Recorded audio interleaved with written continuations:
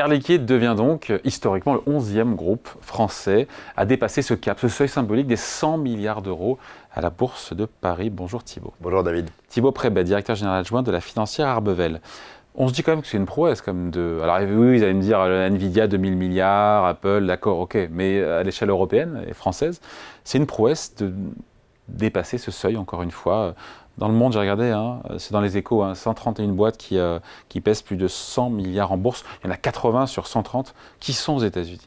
Oui, c'est une prouesse. Il ne faut pas toujours s'excuser, il ne faut pas toujours avoir honte. Non, c'est une super belle société mondiale qui est reconnue. Et c'est agréable de voir à la Bourse de Paris des sociétés prospérer. Puis c'est aussi agréable de le voir parfois avec une régularité qui est impressionnante, parce que c'est vrai que tout n'est pas que le succès. Il faut aussi offrir un certain confort aux actionnaires de ne pas toujours être au bord de la crise cardiaque. Et dans cette logique-là, le parcours d'Air Liquide est assez remarquable, avec une régularité de la progression qui est quelque part immunisée, semble-t-il, aux perturbations. Et ça, c'est quand même très beau. Avant de parler un peu plus d'Air Liquide, aujourd'hui, il y en a 8 sociétés françaises qui font plus de 100 milliards d'euros de capitalisation, de valorisation boursière, de poids boursier.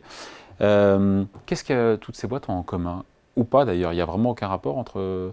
Parce que ce n'est pas de la tech tout ça. Il n'y a aucun rapport. Alors ce qui est intéressant, c'est qu'il y a des sociétés qui sont peut-être un peu emballées, puis qui sont retombées.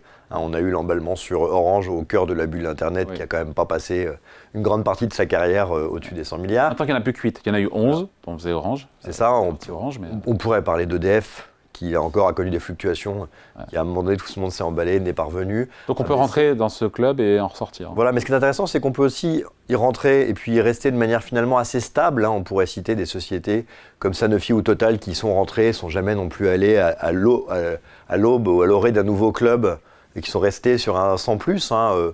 Airbus n'est pas très loin non plus de cette vision-là, ou d'autres qui au contraire s'en sont éloignés très significativement en allant chercher les valeurs du luxe qui elles sont plutôt montées chercher les 200-400 milliards d'euros avec les 3 groupes et demi si on compte L'Oréal comme une société de luxe qui elles ont réussi quand même à dépasser les 200 milliards et s'éloigner. Et c'est un des enjeux pour Air Liquide. Est-ce qu'on parle du parcours de ces boîtes américaines qui quand elles dépassent 1000 milliards, tout le monde se dit quand les 2000 et puis ça vient assez vite, ou est-ce qu'on est arrivé pour stagner sur ce plateau? C'est une vraie question.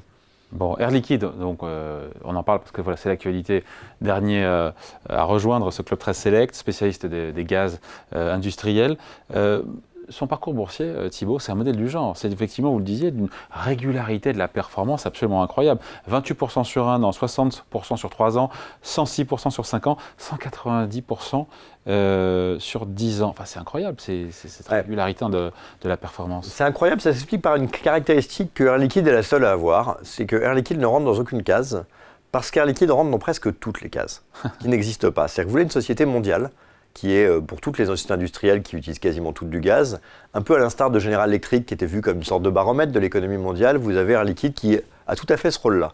En même temps, vous voulez une société de croissance, d'innovation, avec cette croissance des bénéfices qui monte quasiment 10% par an tranquillement, vous avez un peu ce profil-là. Vous voulez une société de rendement qui est régulière, qui vous offre un dividende, des actions gratuites par action détenue, donc ce modèle un peu rendement, vous l'avez. En même temps, vous voulez une société tech, vous voyez une société qui se paye plus de 3 fois le chiffre d'affaires. Aujourd'hui, on est à plus de 100 milliards pour 30 milliards de chiffre d'affaires. Avec des marges élevées, vous retrouvez un peu ça. Et puis, face à cette société industrielle qui paraît un peu balourde, ancien, le gaz, on a cette vision un peu datée, vous avez toute cette partie sur l'hydrogène qui est totalement dans l'air du temps et innovante. Donc vous voyez qu'on regroupe toute une série de choses. Alors pourquoi c'est intéressant ? C'est intéressant parce que quand vous avez les gestions d'un côté croissance, de l'autre les gestions assez thématiques, de l'autre les gestions rendement, vous voyez que les gérants achètent un peu chacun leur truc. Et quand vous entrez dans les fourches codines de tous les gérants, vous avez une appréciation qui fonctionne à tous les moments.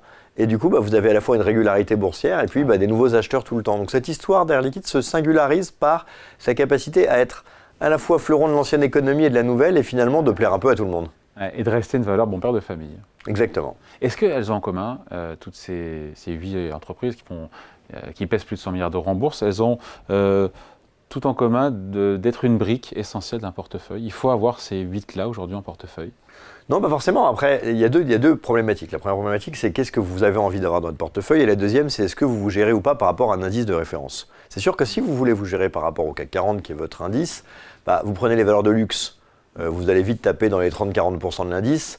Ne pas les prendre, c'est difficile. Et en même temps, prendre 20% d'une, c'est difficile aussi. Donc c'est vrai que quand vous vous intéressez à cette trilogie Kering, Hermès, LVMH et éventuellement L'Oréal, vous vous dites que c'est compliqué de ne pas les avoir. En même temps, c'est quand même des valeurs qui ne sont pas d'une complémentarité évidente dans la mesure où elles font la même chose. Après, si vous regardez Schneider, là, c'est tout à fait différent. Donc évidemment, c'est très complémentaire.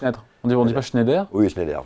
Schneider. Vous avez rajouté ça et vous allez trouver sur quelque chose qui est complémentaire et intéressant. Schneider qui fait partie des 100 milliards, des boîtes à 100 milliards. Vous prenez Total, Total, c'était une société qui, tout le monde, plus personne n'en voulait. Et puis bon, en 2022, quand le monde change, qu'on veut plus ces valeurs vertes, qu'on veut de l'armement, du pétrole, vous voyez, le côté décorrélant dans un portefeuille est très intéressant, puisqu'il vous permet d'avoir quelque chose qui, un peu comme l'était Thales sur cette période-là, n'était pas forcément ce que les gens voulaient un an avant, mais qui était tout ce que tout le monde voulait en 2022. Donc, dans la construction, il faut le voir. Est-ce que toutes valeurs peuvent techniquement avoir un sens? Oui.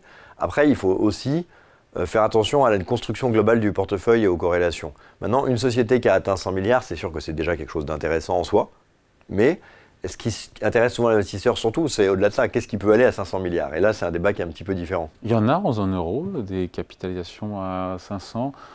Il n'y en a pas beaucoup, non?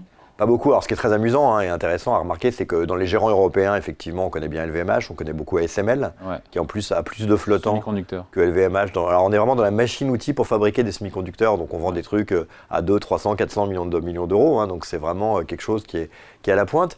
Ça, c'est connu. En plus, ASML a plus de flottants que LVMH. Donc, dans les indices européens, c'est un poids qui est souvent plus important. Et puis, on a Novo Nordisk, qui était une société qui a toujours cartonné, qui n'est pas euro, mais qui est Europe, qui vaut 600 milliards aujourd'hui. Il y a deux choses intéressantes de cette société.